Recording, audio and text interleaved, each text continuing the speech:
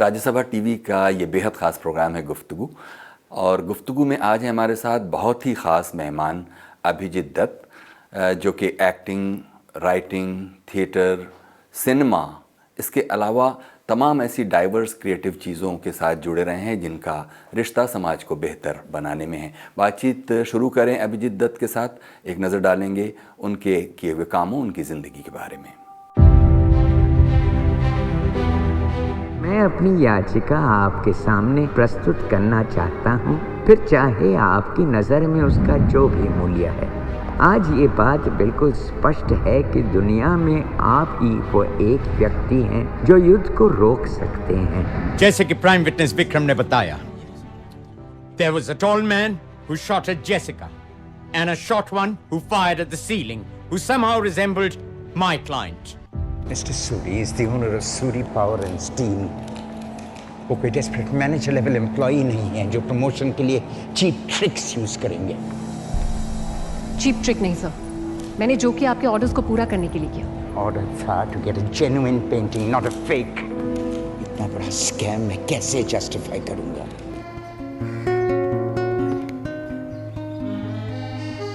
I couldn't go to school, Rosa. I couldn't do anything. I thought my life had ended. Abhijit Dutt writer, actor, film maker और एक social activist.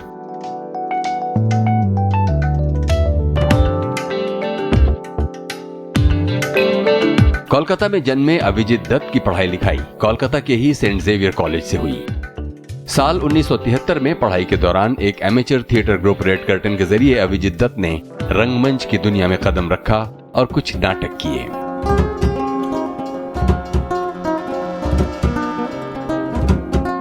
Abhijit Dutt ने पढ़ाई के बाद तकरीबन साल भर दार्जिलिंग के एक स्कूल में अंग्रेजी पढ़ाई, लेकिन नाटकों से प्यार उन्हें वापस रंगमंच की अद्भुत दुनिया में खींच लाया।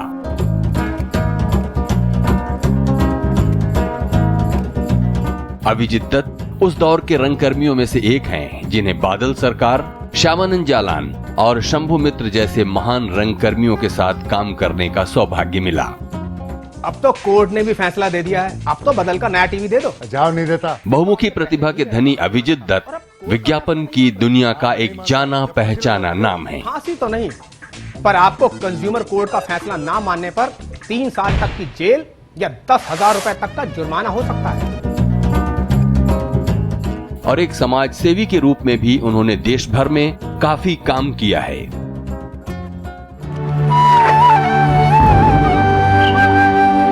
अभिजीत दत्त की बनाई कई फिल्में विश्व पटल पर सराही और पुरस्कृत की जा चुकी हैं।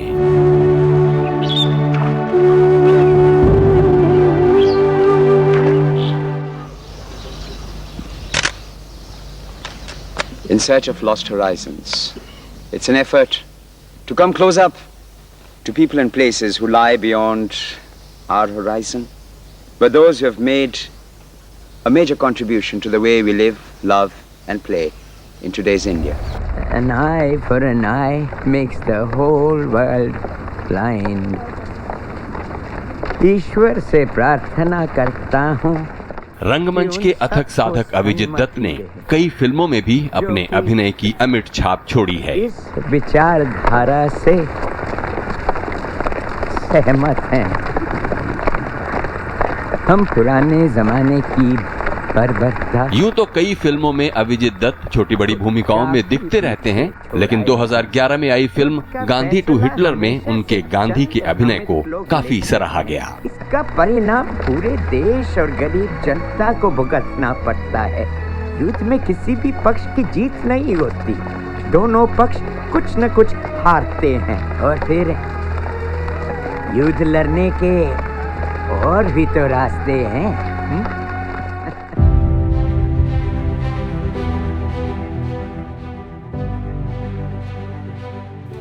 बहुत बहुत स्वागत है अभिजीत दत्त प्रोग्राम में। Thank you very much. क्योंकि थिएटर में आपका एक साधना का इतना लंबा जो समय गुजरा, ये मौका है कि हम आपसे ये जानें कि जिन बड़े बड़े गुरुओं के साथ आपने काम किया, अगर वो बादल सरकार की बात करें, शाहवान जालान की बात करें, हबीब तनवीर की बात करें, या 4 किताबों को पढ़कर ख़ुद अपने निजी अनुभव से थिएटर में वो कौन कौन से ऐसे गुर या टिप्स आपको ऐसी मिली जो बिल्कुल आपको मिली, वो आपकी अपनी एक्वायर की हुई हैं, जिनसे हमारे देखने वालों को लाभ मिल सकता है, फ़ायदा मिल सकता है, हमें बताइए। शुरू तो किया था अपनी जर्नी वही किताब पढ़ के, लेकिन भाग्यकुल मुझे श्यामानंद जालान, बादल सरकार से बहुत करीबी रिश्ता रहा, और बाद में शंभू बाबू से। हबीब साहब के लिए मैंने लाइट्स डिज़ाइन किया, चरणदास चोर के भी, तो हबीब साहब के साथ भी एक रिश्ता रहा। पर श्यामानंद के साथ it was a very in depth relationship, जो मैं थोड़ी सी बताऊं। सो श्यामानंद उस वक्त कलकत्ते में हिंदी थिएटर कर रहे थे और मैं इंग्लिश और बांग्ला। श्यामानंद जी अपने पदातिक रिवाइव करने चाहते थे। पदातिक की लास्ट प्रोडक्शन उससे पहले हुआ था एवं इंद्रजीत, जिसमें कुलभूषण करबंदा वगैरह थे जी। और हम सोचे कि रिवाइव करके इसमें we should do a production जो सिर्फ बंगाल नहीं पर पूरे भारतवर्ष को एक नई दिशा की ओर और दिखा सकते हैं। तो हम डिसाइड किए कि महाश्वेता देवी के 1084 की माँ लेके उसकी स्टेज रूपांतर करें। तो महाश्वेता दी के पास गए। 1084 की माँ was the first book on the Naxalite movement. Mahasweta देवी हंस के कही कि नहीं, ये स्टेज नहीं कर पाओगे, क्योंकि it's the mind of Sujata, it is the entire background of the radical left movement, जो शायद आप नहीं दिखा सकते हैं स्टेज में। तो हम कहें कि मौका दीजिए, कोशिश तो करते हैं। शोमिक बैनर्जी हमारे साथ थे, तो वो कहे महाश्वेता जी एक बार कोशिश करके देखते हैं। Advantage was that I came from theatre and Bangla literature was easy for me. Shyamanand came from theatre and he was able to do it in Hindi. We decided to do it in Hindi so that the reach would be greater across the country. 3 महीने काम किए थे script पे, उसके बाद production हुई। तापसदा lights किए थे, क्योंकि मैं भी एक्टिंग कर रहा था, उसमें लाइट्स नहीं कर पाया। मैं व्रत की रोल किया, व्रती की role, sorry, 1084। After the show Mahashweta Devi quietly sat in the audience. She never came up. So we went to her. And she was stunned. She said, I never expected this novel to have such a stage life. And you've brought it alive, not just for the audience, but even for me. It was a tremendous compliment, but more importantly for me, it was coming to terms with and learning this craft of how to use this immense experience that Shyamanand had and how to use it in this play. मुझे एक बहुत सुंदर episode याद है। जब मैं stage पे रहता था, Shyamanand would direct, and when Shyamanand was on stage, he was playing my father, then I would direct. The last scene, Shyamanand said that ये मैं डायरेक्ट करने चाहता हूँ। It was the party scene. Party में जहाँ police officer comes and Sujata, the mother, meets him. पूरे scene ख़त्म होने के बाद श्यामानंद मेरे पास आया, कहा कि कैसे लगा। मैं कहा नहीं, it didn't work. अगले दिन premiere. At 11 in the night, Shyamanand taught me what being a professional meant. He said, देखो, लड़कियों के घर में फ़ोन करके बता दो कि हम अभी रिहर्स कर रहे हैं और ये सीन नए तरीके से करते हैं। ले भाईटी कहते थे मुझे, भाईटी तू कर। We did the scene and we finished it at 2:30 in the morning and it worked. But it taught me how not to give up. How to continue continue work. Kolkata Group Theatre then was a tremendous world. जहाँ there was no star system, we all sat in a circle. जो बादुल्ला कहते थे, it is a circle of equality. कोई ऊपर नहीं, कोई नीचे नहीं. And स्टेज पे सेट्स बना रहे हैं या सेट्स पेंट कर रहे हैं या प्रॉपर्टीज ला रहे हैं या कंधे पे वजन लेके जा रहे हैं, सभी कर रहे हैं. ये नहीं कि आप मेन एक्टर हैं इसलिए आप ये नहीं करेंगे. जी हाँ, प्रोडक्शन के घंटे या 1.5 घंटे पहले हम रोक देते थे so that we could start centering ourselves and start working as an actor. But it was a tremendous experience. And the politics of theatre at that time was tremendous. Kolkata had a great life of theatre at that time. I believe it is coming back again. अब अगर आपके ही अपने अनुभव से देखें, तब जबकि आप पूरी तरह थिएटर में नहीं घुस चुके होंगे, बाहर रहकर जब थिएटर को देख रहे थे, ख़ास तौर पर कोलकाता के सीन को, तो वो कौन से ऐसे मेस्मराइजिंग थिएटर प्रोडक्शंस रहे होंगे जिनको देखकर एक इंस्पिरेशन और ये कि एक दिन हम भी ऐसा करेंगे, ऐसा कुछ एक्सपीरियंस बताइए. बहुरूपी के प्रोडक्शन देखा था, and Shambhuda and Tripti on stage Doll's House कर रहे थे, इब्सन की play. It moved me tremendously. And Shambhuda's capacity for drawing the audience, और जब अपने प्रोजेक्शन की लेवल इतनी नीचे ले जाते हैं कि ऑडियंस झुक के उनके हर शब्द पकड़ने के लिए, there was a forward movement of the body itself. It was a moment which I treasured, and I said, one day I want to be able to do this.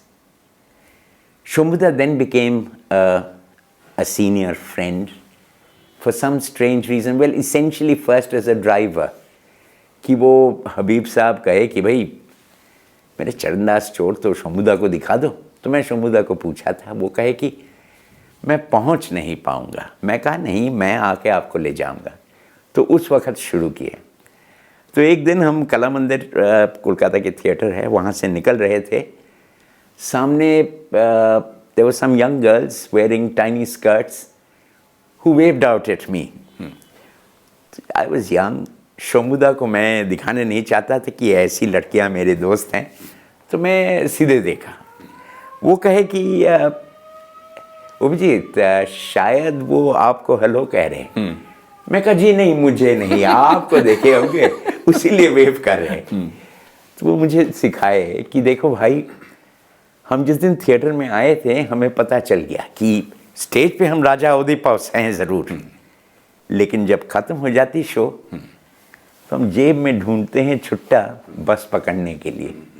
The here and nowness of theatre was something that he put across in such a beautiful manner. And from that day onwards, we started having a relationship which was very close. They were doing Galileo. All the major actors of Calcutta stage were involved in it. Shambhuda said, भाई सवेरे 5 बजे मैं आपको ज़रा व्यस्त करूँगा. मैं कहा सवेरे 5 बजे, भाई हो क्या गया है इनको. वो कहे आप नीचे आके हॉर्न दीजिएगा, एक बार मैं नीचे आ जाऊँगा. तो सवेरे 5 बजे पहुँच गए. मैं हॉर्न दिया, नीचे आए एकदम साफ धोती और कुर्ता पहन के बैठ गए और कहे कि नहीं आप उस तरफ से लीजिएगा, सेंट पॉल्स कैथीड्रल की तरफ से एकेडमी ऑफ आर्ट्स. जाने लगे. समझ ही नहीं आ रहा है कर क्या रहे हैं. देखिए लेफ्ट पे कई लोग लाइन लगा रखे हैं और चाय वाले वहाँ चाय दे रहे हैं. सवेरे के 5:15-20 हुआ होगा. वो कहे रुको रुको. तो मैं गाड़ी रोका. वो कहे ये देख रहे हो. मैं कहा जी ये है क्या. कहते रात भर लाइन किए हैं टिकट खरीदने के लिए. कभी उम्मीद नहीं थी कि थिएटर के लिए ये हो सकता है. मुझे किसी ने बताया तो मैं देखने चाहता था, इसीलिए मैं तुम्हें बुलाया. Such an amazing experience. That was the final time that Shambhuda came on stage in a large production. And I was very happy to be a part of it, to see it. I saw the production, of course, and it was tremendous. उस वक्त करीब right I में शायद -20 था और left आई में -18 उनकी, तो मतलब प्रैक्टिकली ब्लाइंड, पर वो फुटस्टेप्स काउंट करके अपनी लोकेशन में स्टेज पे पहुंचते थे, and it was always the correct point. इसमें जो अभी आपने बातचीत के पिछले हिस्से में शुरू में ही ये कहा कि शंभूदा के थिएटर में वो उस एक्सपीरियंस को इतना नीचे ले जाते थे कि ऑडियंस भी उसको झुककर, इस बात को थोड़ा मैं समझना चाहता हूँ कि वो क्या एक्सपीरियंस है। स्टेज में एक्टर्स ऑलवेज प्रोजेक्ट करते हैं, तो जब हम यात्रा करते थे वो स्टमक वॉइस इस्तेमाल करके 3000 लोगों तक पहुंचाते थे माइक्रोफोन के बगैर। स्टेज पे जब हम प्रोजेक्ट करते हैं तो कभी ये नहीं लगता होगा कि ये चिल्ला रहा है, लेकिन जब हम कह रहे हैं कि আমি তোমার কাছে এসেছিলাম এই কথাটা বলতে, ये शब्द भी very intimate but must project right out. उनका ये टेक्निक था that he would project and very slowly reduce the volume so that he could draw the audience. Projection शामिल रखे हैं, लेकिन very slowly reducing the volume to bring the audience closer to him. लेकिन उसके लिए ज़रूरी होगा कि आपके पास थिएटर ऐसा हो जिसका एकॉस्टिक्स अच्छा हो और उसमें उस पिच और वॉल्यूम पर भी पीछे तक कन्वे हो जाए। सर एक स्टैनिस्लावस्की की कहानी बताऊं जी। एक तो हुई projection of the voice, that is the volume. ज़रूर इसके लिए acoustics of a theatre are vital, लेकिन हम थिएटर में कैसे लास्ट रो तक पहुंच जाते हैं अपनी emotions. Stanislavski was opening the play the Idiot. Prince Myshkin was being played by Smoktunovsky. शुरू के फर्स्ट सीन में वो आते थे मॉस्को आर्ट थिएटर में, और आके कुछ एक कागज़ ढूंढते हैं राइट पॉकेट में, फिर वो लेफ़्ट पॉकेट में, फिर थोड़ा चिंता में पड़ जाते हैं और कोट के राइट पॉकेट में नहीं मिलता है, फिर लेफ़्ट पॉकेट में नहीं मिलता है। By now he is quite worried. फिर वो हाथ टॉप लेफ़्ट पॉकेट में देते हैं और कागज़ मिल जाते हैं। वो खोलते हैं, कागज़ पढ़ते हैं, फोल्ड करके वहीं रखने जाते हैं, रोक के राइट जेब में रखते हैं और निकल जाते हैं। हर दिन audience would burst into applause. तो स्टैनिस्लावस्की पूछते हैं कि है क्या, ये क्या सीन था कि लोग ऐसे अपलॉड करते हैं। It is the transmission of the actor, कि आप लास्ट रो तक ये पहुंचा रहे हैं कि the worry that he goes through and then the relief of finding it. It is as if the audience has also emotionally moved with the actor.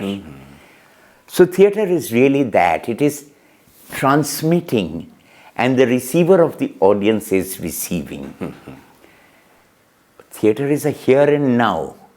जो आज इस वक्त हो रहा है वो कल शायद नहीं होगा या कल किसी और तरीके से होगा. But this here and nowness I think was demonstrated beautifully by the Stanislavski story. तो आपका कहना है कि शंभूदा के इस तरीके से आप पर बहुत असर पड़ा और तब शायद आपने खुद अपने काम में भी इसको आजमाया होगा। जी हाँ, वो his delivery was something which was of course counted as a little romantic, but वो जो technique behind it, that is something that we all try to learn. और ये टेक्निक के ढूंढ में, एक्टर ट्रेनिंग की टेक्निक के ढूंढ में मैं केरला पहुंच गया, वलाथोल के विलेज में, चेरुतुर्ती में, कलामंडलम में, to learn from the Kathakali dancers. Kathakali सीखने के लिए नहीं, but actor training methodology, how to get my body ready for it, how to get my face ready for it, how to express without showing too much expression. Very slowly you mature to understand that it is the feeling within that shows up on the face. But how a Kathakali dancer knows his or his face is demonstrated beautifully by, I went to a temple near Guruvayur where they were going to be doing a Kathakali performance. तो खूब खाए, खाना खा के सो गए। मैं सोचा इतना चावल इतना सांबर खा के परफॉर्मेंस से पहले सो गए, अजीब। फिर उठ के वहाँ पे चंदन रखे थे, वो एक छोटी सी टूथपिक से वो चेहरे पे 6 मार्क किए और फिर सो गए वापस। सो गए जी। तो जो चुट्टी बनाते हैं वो आए डिवाइडर लेके वो 6 मार्क्स को चेक करते हैं और सर हर एक मार्क बिल्कुल परफेक्ट। बंगाली में सुभाष मुखोपाध्याय का एक पोएम था कि अगर आप अपने चेहरा को जानते हैं तो फिर दाढ़ी बनाने के लिए कोई आईना की जरूरत नहीं है। ऐसे ही कुछ है कि once the actor knows his or her face well enough, they know what is inside and they know what is coming out. आईना के सामने करने की कोई ज़रूरत नहीं है। तो फिर आपने क्या सीखा वल्लतोल के उस गांव में जाकर? वहाँ पे I learned actor training exercises, जिससे मेरी breathing and body posture was something that I worked on. ज़्यादा देर नहीं, सिर्फ 3 महीने ही था वहाँ और बहुत अमेजिंगली वो मुझे एक्सेप्ट किए और आसन the Guru took me in and allowed me to learn there. तो अपने एक्टर को तैयार करने के लिए जो आपने ये कोशिश की, उस वक्त आपके अंदर का एक्टर कुछ दूर तक तो पहुंच चुका होगा। वो क्या था, कहाँ तक पहुंच चुका था और उससे आगे आपको क्या ज़रूरत थी जिसकी वजह से आप कथकली के इस अनुभव से कुछ सीखना चाहते थे?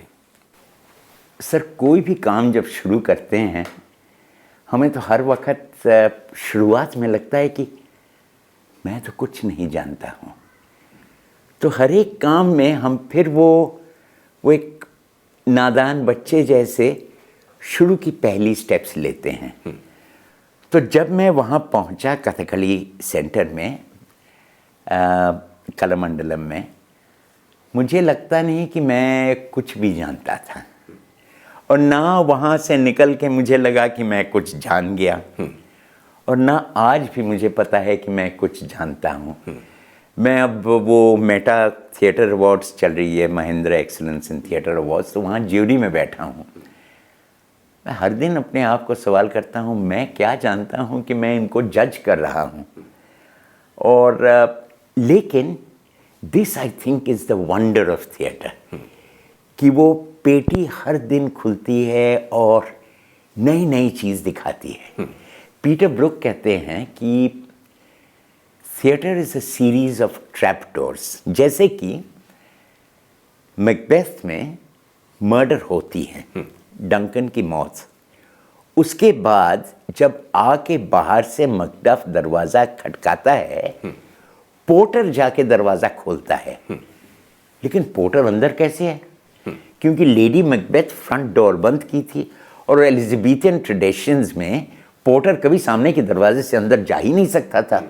पीछे की दरवाज़ा भी बंद थी क्योंकि लेडी मैकबेथ ने वो भी बंद की थी। तो अंदर कैसे आया? अंदर आया क्योंकि एलिजाबेथियन स्टेज में ट्रैप डोर हुआ करता था, तो उस ट्रैप डोर से निकला वो। Similarly an actor or a director is always looking for these trap doors that open out the play into new secret chambers. And this sense of discovery is, I think, which stays constant with theatre. और तब जब आप ये इस humble submission के बाद कि हमेशा सीखना होता है और सीखना तो होता ही है, लेकिन जो आप सीखते हुए आगे बढ़ रहे हैं उसमें कुछ हमें ऐसी चीज़ों के बारे में बताइए, मतलब अपने थिएटर एक्सपीरियंस के उन एरियाज़ के बारे में जो बहुत ख़ास हमारे दर्शकों को भी जानना चाहिए, जिससे वो अपने काम की क्वालिटी को बढ़ा सकें, उन एरियाज़ पर फोकस कर सकें। जैसे मैं कह रहा था कि ग्रुप थिएटर में एक बहुत ग्रेट एडवांटेज रहे कि हम सिर्फ एक्टिंग नहीं, लेकिन एक्टिंग, लाइटिंग, सेट्स, प्रॉप्स सब कुछ सीखते थे। तो मैं तापसदा के साथ रह के लाइटिंग भी सीखने लगा। सीखते सीखते मैं यात्रा में जाके लाइट डिज़ाइनर भी बन गया। Yatra, as you would know, is a very highly paid profession और लाइट्स डिज़ाइनर को काफ़ी पैसे मिलते थे, पर वो चाहते हैं मैजिक। तो हम कर रहे हैं पहले show for a very major theatre yatra company, नॉटो company, which is the largest yatra company at that time. उनके लिए कर रहे थे। पाला का नाम था कृष्ण पुत्र शाम्बो।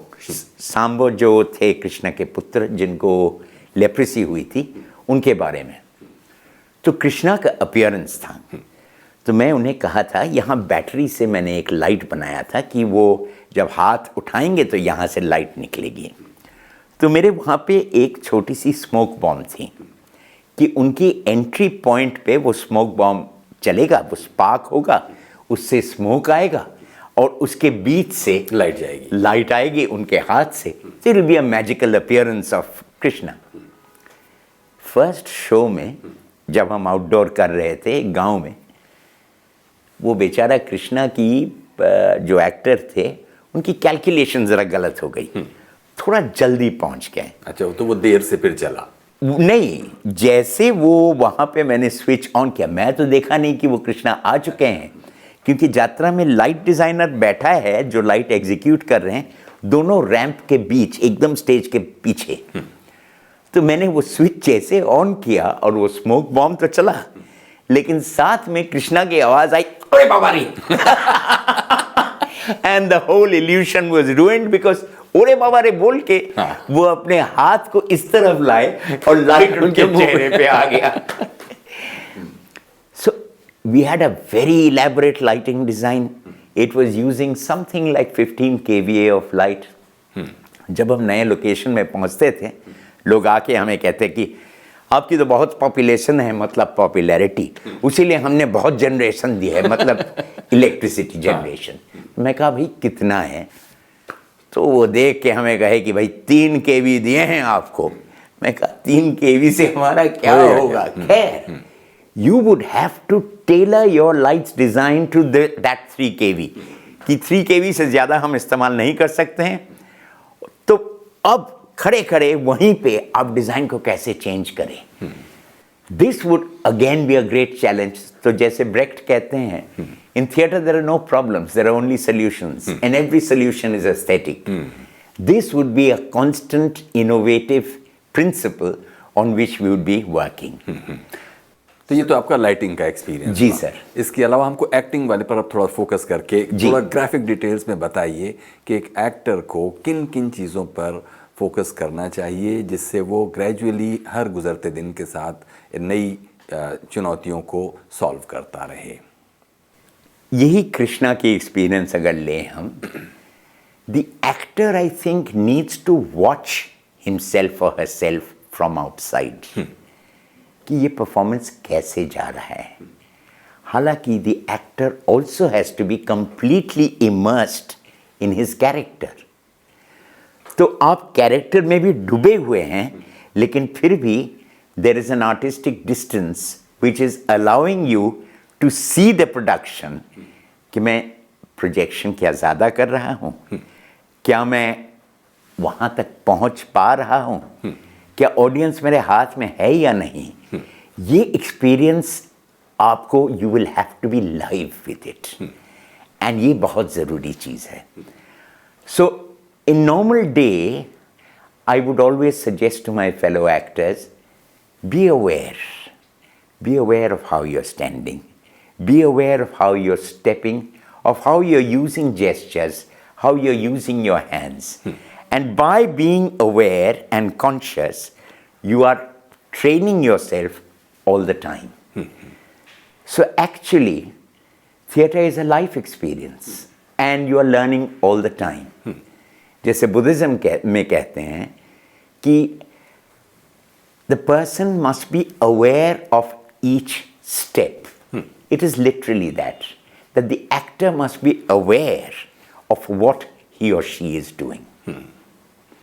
और इसके साथ साथ अगर हम इस पर जाएं कि लंबी लंबी लाइनें आपको मेमोराइज़ करने के लिए मिलती हैं, तो वो मेमोराइज़ कैसे करते हैं इतनी लंबी लंबी लाइनों को, या अगर कोई डायलॉग ब्रीथ को कैसे कंट्रोल करें?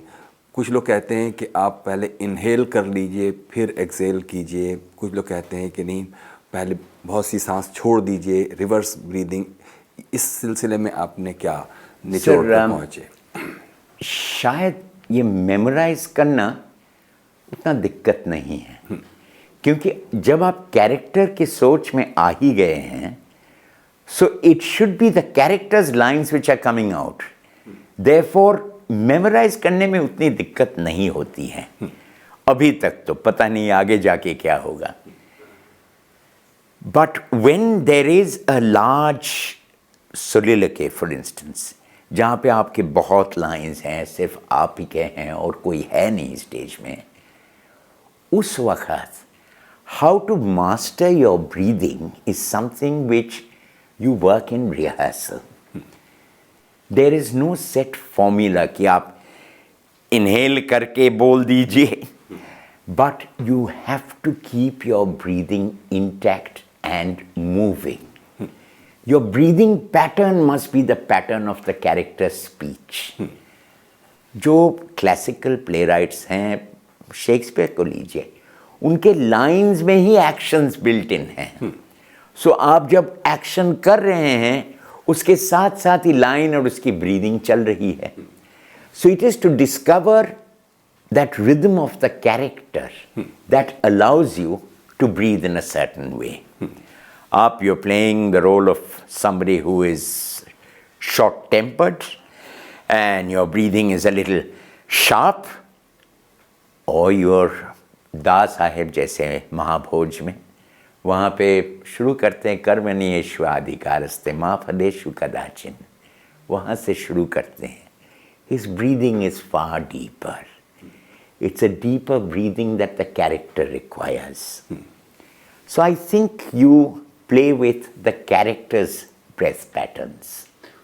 और जो एक्टिंग की दुनिया में तरह तरह की थियरीज मौजूद हैं, उनमें से किस थियरी को आप एंडोर्स करते हैं और कहते हैं कि नहीं इसमें यही है जो इसको हम जिस पर काम करें तो ठीक ढंग से हम एग्जीक्यूट कर सकते हैं? मेरी ज़िंदगी में, मेरी अपनी ज़िंदगी में शायद स्टानिस्लावस्की की मेथड मुझे काफ़ी कुछ दिया है, और ग्रुटोव्स्की जो कि पोलिश थिएटर डायरेक्टर थे, उनके काम भी मुझे काफ़ी इंस्पायर किया है, especially in breathing patterns etcetera.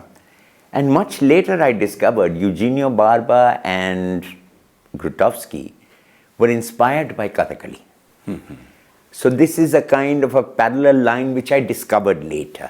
यूजीनियो Barba का नाम आपने लिया, उन्होंने क्या मतलब प्रोपाउंड किया मेथड?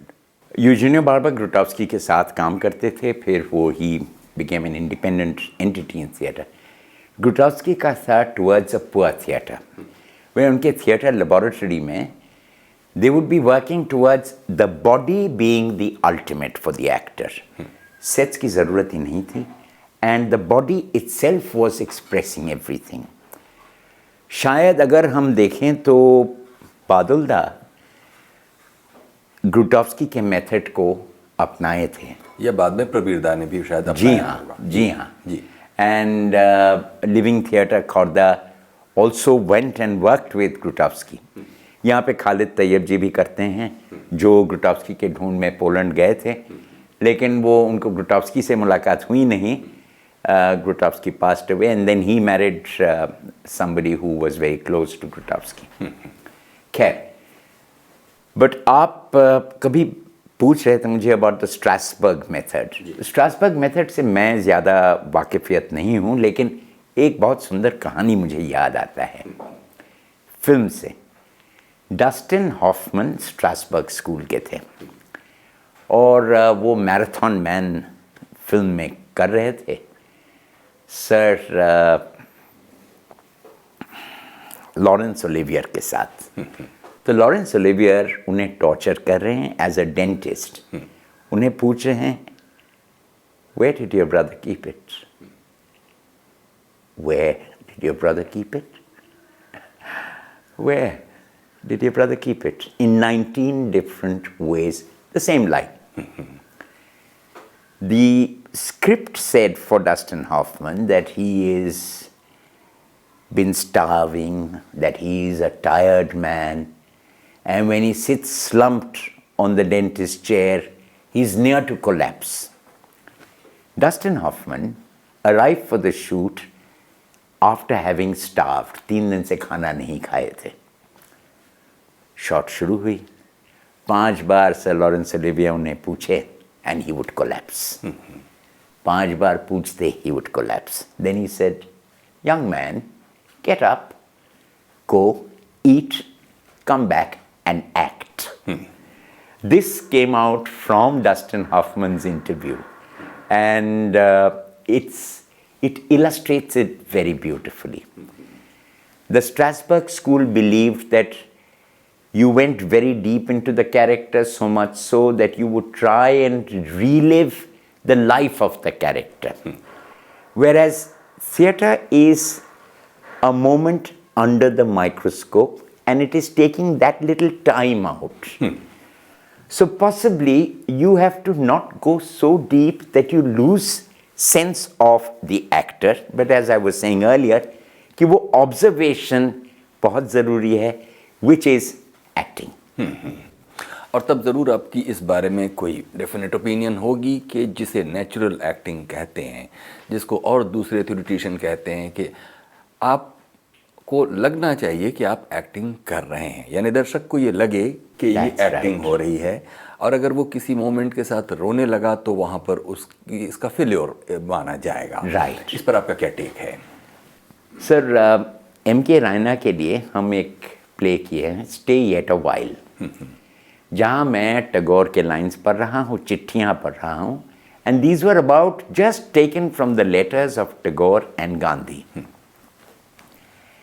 मेरी इंटरप्रिटेशन बड़ी सेंटिमेंटल इंटरप्रिटेशन थी।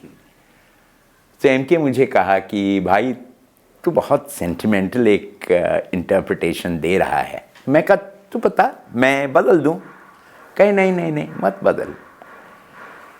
But the experience was tremendous. It touched me deep down. We also performed it in Shantiniketan. The play starts with Tagore at 50 and it goes through till Tagore passes away. At one point, Tagore requests Gandhiji that Shantiniketan is starved for funds. और इसी वजह मुझे जाना पड़ रहा है दूर दूर जगह जहाँ पे परफॉर्मेंस करके हम पैसे उठाने की कोशिश कर रहे हैं। तो गांधी जी कहे कि मैं देखता हूँ, मैं किसी से बात करूँगा, देखूँगा अगर कुछ हो सकता है। और हुआ। Within a month, a letter came. The benefactor did not want himself named. It was, I think, the Dalmias. And they contributed to Shantiniketan. It was a huge amount of money at that time. And Tagore was touched. And on stage, while reading this letter, I would start crying. When we performed at Shantiniketan, we had people in tears. As in most performances, we would have people in tears and they would rise up and give us a standing ovation. But an old lady came to me and she said that, आपको पता है मैं ये चिट्ठियाँ कब last सुनी हूँ?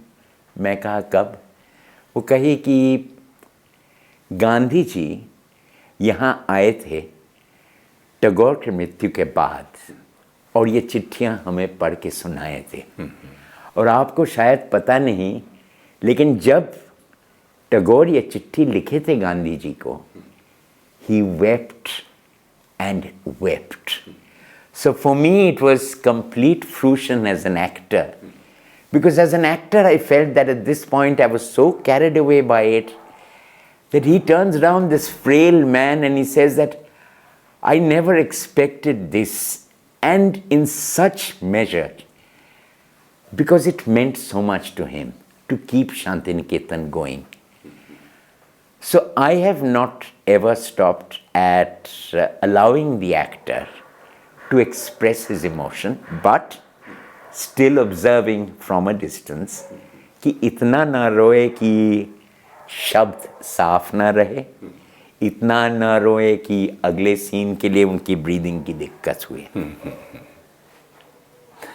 तो अब यहीं पर हमारे ये दर्शक ये भी जानना चाहते होंगे कि अगर इतनी तरह के स्कूल्स हैं, एक्टिंग स्कूल्स और थियरीज़, क्या उनकी कोई ज़रूरत, कि बहुत ज़रूरत है, या उसके बिना भी एक्टिंग पॉसिबल है? क्योंकि बहुत सारे ऐसे एक्टर्स भी हुए जो किन्हीं ट्रेनिंग स्कूल्स या किन्हीं स्कूल्स को एंडोर्स किए बिना भी अपने तरह के अच्छे एक्टर हुए।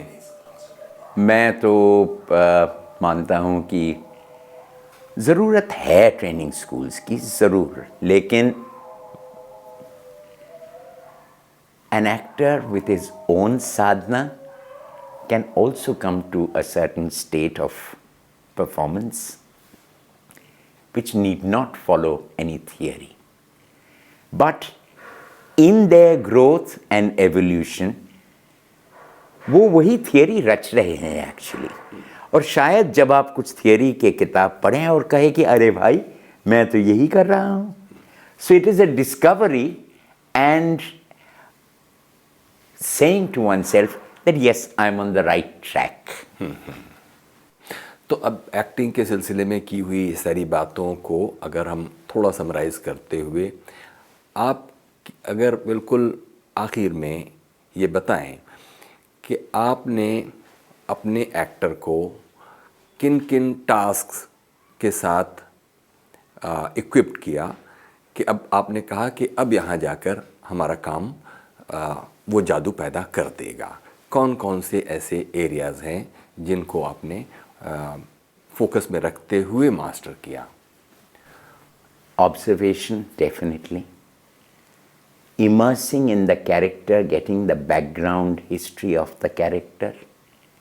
Your personal technique of the actor, that is the breathing, because that is the lifeblood of the actor. I think these are the principles.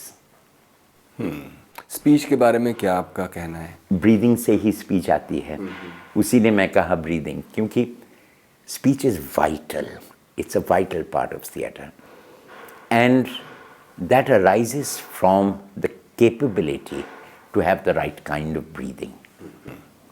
और कई बार जब आपका ध्यान भटक रहा होता है और आप फोकस करना चाहते हैं, जैसा कि आपने अब अलग अलग लेगडेम्स में ये बताया कि क्या बुद्धिस्ट टेक्निक क्या है, उसके बारे में थोड़ा ये मौका है कि आप हमें बताइए। अनापन्नासति एक बुद्धिस्ट मेडिटेशन टेक्निक जो मैं खुद इस्तेमाल करता हूँ अपनी ज़िंदगी में। बट एज एन एक्टर आप एक मेडिटेशन कर रहे हैं, जहाँ की नसीरुद्दीन शाह की बहुत बढ़िया कहावत है कि जब हम रिहर्सल में पहुँचते हैं, what a glorious life it is of an actor, where you can put the backpack of your troubles outside the door and you're immersed in the role. जब वो हो रहा है, it is a meditation by itself, and that is a tremendous area. If you're in the zone, nothing can disturb you. Of course, there are some nights when you're not good enough, when you are आपको various disturbances are creating a lack of focus. You need to center yourself. You need to meditate, enter the character and stay within that. उसके लिए कोई method है, कोई technique है, जैसा कि आपने बुद्धिस्ट एनापेना के बारे में करते हैं? जी, लेकिन वो शायद इंडिविजुअल एक्टर्स के साथ काम करके ही निकाल पाते हैं। उसको अगर मैं कहूँ कि बड़े आसान तरीके से कि breathe and centre and focus, शायद इससे पूरा मतलब समझा नहीं, मैथमेटिकल नहीं है जी वो ऐसा। जी। It's a little more beyond science. और अगर स्पीच और अपने ब्रीथ को थोड़ा कुछ नया होराइजन देना हो तो उसके लिए क्या आप सजेस्ट करते हैं? That Zora Sehgal, till her death, every morning would be doing her breathing exercises and her speech. मेरे में उतना डिसिप्लिन है नहीं. मैं सिर्फ जब एक प्ले कर रहा हूँ उसी वक्त मैं अपने स्पीच पे काम करता हूँ. ब्रीदिंग ऑफ कोर्स तो हर दिन ये काम चलता है. But I think it is something which becomes a life exercise, a life experience. जो मैं पहले कह रहा था, this capability of looking at the actor, looking at yourself from outside, this capability to breathe as the moment requires you to, these become second nature gradually. और अब ये आपके थिएटर वाले एक्सपीरियंस पर बातों का सिलसिला हम करीब करीब ख़त्म करने की तरफ बढ़ रहे हैं. यहाँ पर अगर आप हमारे लिए किसी नाटक या किसी फिल्म या कोई एक ऐसा टुकड़ा जो आपके दिल के बहुत नज़दीक हो और जिसे आप हमें बोल कर या परफॉर्म करके, परफॉर्म वैसे नहीं जैसे स्टेज पर करते हैं, जिससे कि हम आपके रेंडरिंग के रिसाइटेशन के अंदाज को थोड़ा रजिस्टर कर पाएँ. जॉली एलएलबी हम एक सीन कर रहे थे जहां हम एक जूनियर ऑफिसर को बुला रहे थे और उससे पहले ये 2 सीबीआई के ऑफिसर सामने बैठे हुए हैं और उनके साथ वो कहे कि आप कुछ एक डायलॉग दे रहे हैं, उसके बाद वो जूनियर ऑफिसर आते हैं. तो मुझे वहाँ पे याद आई वो केपीएस गिल साहब के साथ एक बार हम जिक्र कर रहे थे एक्टिंग के बारे में. तो गिल साहब कहे कि आप मुझे कभी मौका दीजिएगा थिएटर करने का. मैं कहा साहब आप बहुत आस्ते बोलते हैं लेकिन मुझे पता है कि आपकी आवाज़ तो बहुत सॉलिड होगी. वो कहे जी नहीं, मैं एक बार एक जूनियर ऑफिसर पे चिल्लाया था और उसने अपने पतलून भिगा दिया था. उस दिन से मैं तय कर लिया कि मैं कभी भी ज़ोर से किसी से बात नहीं करूँगा. तो हम यहाँ से शुरू किए scene. I was nervous on the scene as the character that these CBI officers had come here. तो मैं ये कहानी बोल के मुहूर्त को ज़रा लाइट करने की कोशिश की. और फिर उसके बाद वो मैं कहता हूँ कि सर ये हमारे जाने माने अफसर हैं, आप हमें 2-4 दिन दीजिए, मैं एक अंदर की इंक्वायरी करूँगा और तब तक हमें थोड़ी सी छूट दीजिए. तो कहते थे वैसे ऑर्डर तो ये है नहीं लेकिन फिर भी आप अगर कह रहे हैं तो फिर ठीक है, और निकल जाते हैं. तो मैं इसे पूछता हूँ कि भैया तुम्हें पता था ना ये इकबाल वो इकबाल नहीं है. तो मुझे डायरेक्टर ने कहा कि आप उनको ज़रा ज़ोर से कहिए. मैं कहा ज़ोर से कहने से वो बात नहीं बनेगी. तो कहे कि ठीक है आप कीजिए, फिर उसके बाद मेरे वाले वैसे भी कीजिएगा. मैं कहा ठीक है. तो मैं उससे कहा कि हाँ तुम्हें पता था ना ये इकबाल वो इकबाल नहीं है. तो वो कहते हैं कि सर मैं समझा नहीं. मैं कहा कितने पैसे मिले हैं इसके लिए? अरे घूर घूर के देख क्या रहे हो, मैं तुम्हारी सीनियर ऑफिसर हूँ, मुझे सब कुछ पता है. तो आफ्टर द सीन डायरेक्टर कहा ठीक है इसी से हो जाएगा. So it was a very interesting thing that we underplayed it and with that the menace came across. For menace you don't need to raise your voice. ये एक इसी फिल्म में सीन था कि मैं कुछ विटनेस को जुगाड़ करता हूँ अक्षय कुमार के लिए. तो वो चाह रहे थे कि मैं वो कोर्ट हाउस में बैठा रहूं. मैं कहा सर अगर बैठे रहे तो कैरेक्टर ज़रा सा डाइल्यूट हो जाएगा. ऐसे करते हैं कि अगर सिर्फ एक झलक आप मेरी दिखा देते हैं. तो वो कहते हैं ठीक है मैं देखता हूँ, करके देखते हैं और फिर डिसाइड करेंगे बाद में. जी. तो वहाँ आया और सिर्फ उसको देखा एक बार बस चला गया, इतनी सी। तो डायरेक्टर कहे मुझे और एक आप देना, कि वो हाथ ऐसे फोल्ड करके उनको देखते हैं और फिर चले जाते हैं। मैं कहा मैं आप कह रहे हैं तो मैं कर दूंगा। तो मैं आया वहाँ पे, ये भी करके चला गया। लेकिन जो मैं शुरू में किया था, सिर्फ आके खड़ा होना और उनको एक बार देख के, I felt the emotion and walked off. That was what the director kept, because I think that communicated it. So, even in film, you realize that the actor finally, what he feels comes out through the window of your soul, the eyes. So, एक scene था शुजीत के Madras cafe में, जहाँ हम John को भेजते हैं Sri Lanka as the agent, और उनकी कोई खबर नहीं मिल रही है। तो उनकी बीवी मुझे फ़ोन करते हैं, तो मैं ऑफिस से निकल के फ़ोन पे बात करूँगा। शुजीत कहा कि दादा वो सेट तैयार नहीं है। तो हम वो सेट देखने गए, वापस आ रहे थे, देखे एक छोटी सी जगह, पीछे एक शीशा थी और एक कॉरिडोर था। मैं कहा शुजीत यहीं पे मैं दरवाजे से निकल के ये सीन कर लूँ? वो कहे आप कोरियोग्राफ कर पाओगे? मैं कहा करके देखते हैं। So as an actor I had a wonderful time, because it was just me and the telephone and nothing else. So I did that whole scene there. और Shoojit is such an amazing director. He said बिल्कुल fit, एक take में हो गया मेरे, आप एक मुझे दे दीजिएगा, ये लुक ये वगैरह, and he kept that and it worked perfectly. So I think the theatre actor now is finding a place in cinema, because cinema is looking for genuine performers now. The stories are becoming more real, therefore more real actors are being looked at. और अगर आप हमारे लिए ऐसा कोई dialogue, जैसा कि आपने शंभुदा के साथ याद कर रहे थे, ऐसा कुछ हमारे लिए याद करें। मैं शंभुदा का ये एक लाइन बोल दूं बस। बांशी वाला बाजा तुम्हार बांशी, শুনি সেই বাঁশি আমি, and this is how he would reduce his voice, and this is how he would make each of us lean forward. Sir, elocution और recitation करने में मैं थोड़ा सा हिचक रहा हूँ, because mostly आपको याद नहीं रहता है। वो before the scene you learn it, you do it, and it's on to the next character, on to the next piece.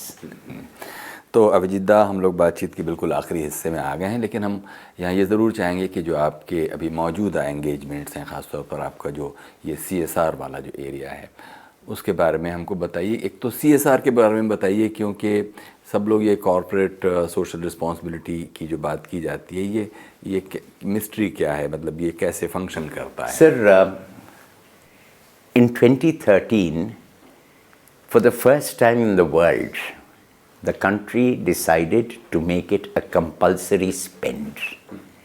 That is to spend 2% of the average profit of the last 3 years in CSR. For me, I thought this was a wonderful opportunity to engage in development, get corporate funds to put into development. हम शुरू किए थे ladies toilet से, तो हमने एक patent file की for building a women's toilet, जहाँ पे सिर्फ आइरिस रिकग्निशन सिस्टम से और आधार के 4 नंबर से it would go up to the cloud, to the Aadhaar cloud, approval would come and the solenoid would open for the lady to enter.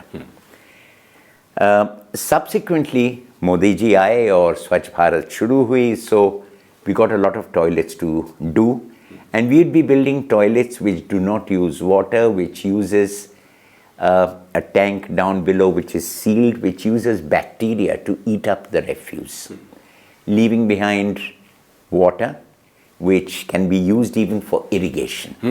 जी, तो ये toilets हम काफ़ी बनाए। उसके बाद हम हेल्थ केयर में गए हैं, जहाँ पे हम गांव-गांव में विलेजर्स की ब्लड टेस्ट करते हैं। ब्लड टेस्ट मतलब सिर्फ कैपिलरी ब्लड से, एक न्यू इनोवेटिव डिवाइस से वी डू 14 डिफरेंट टेस्ट्स, और वो टेस्ट रिजल्ट्स हम अपलोड कर देते हैं to a cloud. the user, the beneficiary gets the link so that वो कभी भी उस पोर्टल से डाउनलोड कर सकते हैं एंड उनको एक रिपोर्ट दिया जाता है. When a villager goes to a specialist, खुदा न खास्ता अगर कभी भी उन्हें जाना पड़ता है किसी स्पेशलिस्ट के पास, अब वो स्पेशलिस्ट उनके लिए 26 टेस्ट लिख देंगे. उनसे उनकी एक इकोनॉमिक एंड साइकोलॉजिकल प्रेशर होती है. हालांकि हमें पता है कि उन 26 टेस्टों में से करीब 18 टेस्ट तो बस सिंक टेस्ट है. वो गिराना है सिंक में सिर्फ पैसे बनाने के लिए for the pathologist and the doctor. जब आप जाते हैं डॉक्टर के पास और डॉक्टर कहते हैं ये 26 टेस्ट करके लाना, वो कहता है हाँ डॉक्टर साहब, लेकिन ये हमारे पास है, इससे कुछ काम है. डॉक्टर उसको नए श्रद्धा से देखते हैं और कहते हैं नहीं ज़रूरत नहीं है, ठीक है इसी से चलेगा. This is a way of empowering. And also back and में जो हमारे पास डेटा है, उस डेटा को हम एनालाइज करके मिनिस्ट्री ऑफ हेल्थ के साथ शेयर करते हैं सो दैट पीएचसी और सीएचसी में पेशेंट की देखभाल कर सकते हैं according to the reports. This is a tremendous task and I'm enjoying myself. I have earlier made films on child abuse. मेरी film occur Bakkar Cannes film festival में भी गया है और यहाँ पार्लियामेंट में भी दिखाया गया. And I think all of us work in small ways to improve the way we live tomorrow. I'm also trying that. तो अभिजीत दा, हमारी तरफ से बातों का ये जो सवालों का सिलसिला करीब करीब पूरा हो चुका है. अगर आप चाहें तो ऐसी कोई बात जो आप हमसे कहना चाहते हैं जो ज़रूरी है, आप कह सकते हैं. सर बहुत बहुत मेहरबानी इस मौका के लिए. और मैं ये कहूँगा कि अगर हम हर कोई ये सोचे कि क्या हम कुछ कर सकते हैं जिससे हमारी अपनी ज़िंदगी और हमारे आसपास के लोगों की ज़िंदगी को थोड़ा सा बेहतर कर सकते हैं, I think that is a tremendous step. That little step taken by every single human being. Thank you very much. Thank you very much. बहुत बहुत शुक्रिया अभिजीत दा, आपने हमारे लिए इतना वक्त दिया. बहुत शुक्रिया सर. Thank you. ये थे अभिजीत दत्त, जाने माने एक्टर, राइटर, फिल्म मेकर और सोशल कॉरपोरेट सोशल रिस्पॉन्सिबिलिटी के क्षेत्र में काम कर रहे एक इम्पॉर्टेंट गेस्ट. कुछ कहना चाहते हो गुफ्तगू के इस एपिसोड के बारे में तो हमें लिखिएगा ज़रूर feedback.rstv@gmail.com पर. विक्रम, इसकी गवाही सबसे ज़रूरी है. इनका स्टार विटनेस है, इसी ने एफआईआर रजिस्टर करवाया है. अगर वो कोर्ट में मनीष को आइडेंटिफाई करते हैं तो मैं क्या, दुनिया के कोई भी लॉयर कुछ नहीं कर सकता है. इसको मैं संभाल लूंगा पंडित जी. मैं आपको सारे विटनेसेस प्रिपेयर करके दूंगा. आप ट्रायल संभालिए. विटनेसेस की टेंशन आप मुझ पे छोड़ दीजिए. तो बचती है बैलिस्टिक्स रिपोर्ट. आरडी सर, क्या प्रोग्रेस?